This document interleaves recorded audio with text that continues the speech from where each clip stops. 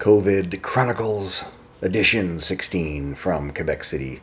So following up on yesterday's discussion of the Plains of Abraham, I guess Abraham Martin was the guy that owned or he didn't own it, somebody else owned it, but he had his herd on the fields, and that's where the battle took place. Anyway, was reflecting on, 1750s, 1760s, what life would have been like when the English arrived and were starting to tussle with the French and, the community, what they would be living in. And I realized as I walked around old Quebec City, probably most of the houses, the really, nice buildings for the time, were owned by wealthy people.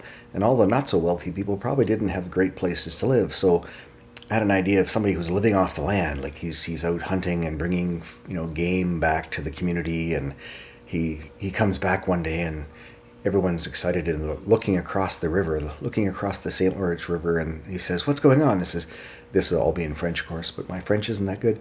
He says, "Well, look across the river. The English have arrived and they're building cannons." And then this trapper guy would have been like, "Oh, the English are building cannons." So he'd be looking around thinking, well, those English are probably hungry. Maybe I should sell them some food.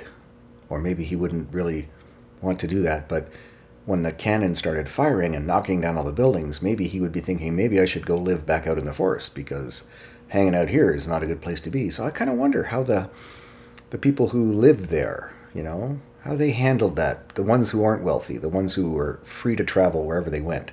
Did they just kind of say, well, time to go, and head out? Or did they participate in defense? I guess mostly it would be the army that defended. So what did the civilians do? And how did they try and improve their situation? Inquiring minds like mine want to know. I have a scenario, though.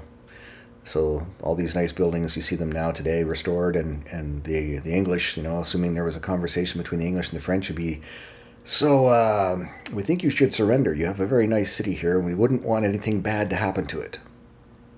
"Oh, you don't want to surrender? Well, I'm sorry, we're going to have to fire cannonballs until all of the buildings are knocked down." That was basically what happened. So anyway, something to think about. End of COVID Chronicles number 16. If you haven't already done so, click subscribe. Send this link to friends. Have more people watch it. Thanks very much.